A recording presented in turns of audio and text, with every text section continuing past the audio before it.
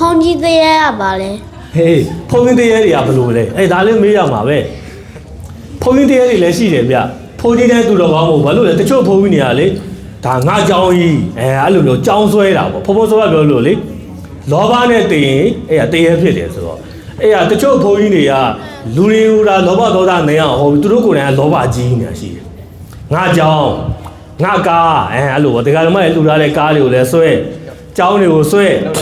တရားဓမ္မရဲ့လှူထားတဲ့တချို့လည်းဒါပတ်စံတွေရတနာတွေစသည်ဖြစ်ပေါ့ဒီဟာတွေကိုဆွဲလန်းနေတာဆွဲတော့သူတို့ကတရားလည်းကောင်းကောင်းအောင်မထုတ်ဘူးသူတို့ရဲ့ရှင်ထဲမှာရှိတဲ့လောဘဒေါသနည်းအောင်တရားထုတ်ရင်လောဘဒေါသနည်းမှာသူကတရားသိအောင်မထုတ်ဘူး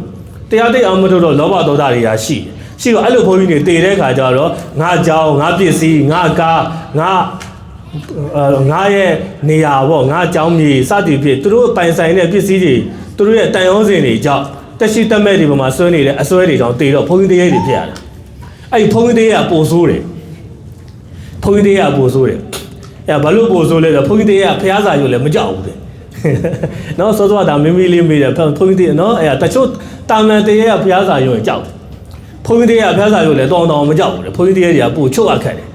ဘာလို့လဲဆိုတော့ဘုန်းကြီးတွေကလူတွေကတရားဟောပြီးကိုယ်တိုင်တရားမကျင့်တဲ့ဘုန်းကြီးတွေရှိတယ်လောဘဒေါသနဲ့တည်ရင်တော့ဘုန်းကြီးလည်းတရားဖြစ်မှာပဲအာဂတိမလိုက်ဘူးကံတရားလေလုံးမရအောင်သူကံနဲ့သူသွားတာပဲ